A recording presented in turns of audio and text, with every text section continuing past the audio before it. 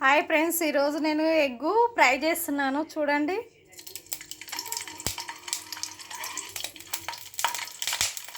వర్షం వస్తుంది కదా, కొంచెం ఇప్పుడు వెల్దిరిగా ఉంది, అందుకే ఫ్రై చేసుకుంటున్నాను. ఎగ్స్ ఫ్రై చేసుకుంటే చాలా బాగుంటుంది.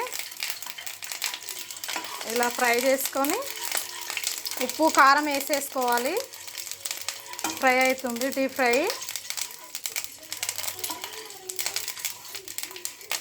డీప్ ఫ్రై అయితే కొంచెము టేస్ట్గా ఉంటాయి ఎగ్స్.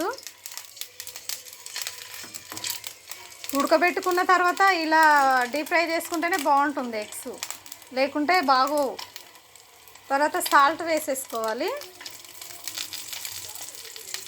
సాల్ట్ వేసేసుకున్న తర్వాత కొంచెం అల్లం పేస్ట్ కూడా వేసేసుకోవాలి. కొంచెం చిటికెడు అల్లం పేస్ట్ కూడా వేసేసుకోవాలి. తర్వాత కారం వేసేసుకోవాలి. కారం వేసేసుకొని ఇలా గోలించాలి కొంచెం. చూడండి ఎంత బాగున్నావో ఎగ్స్, చాలా బాగా బ్రౌన్ కలర్ వచ్చాయి కదా, మంచిగా ఉన్నాయి కదా. ఇంకా ఇప్పుడు తినొచ్చండి. ఒకసారి చూడండి ఎంత బాగా వచ్చినాయో ఎగ్స్, చాలా బాగా వచ్చినాయి.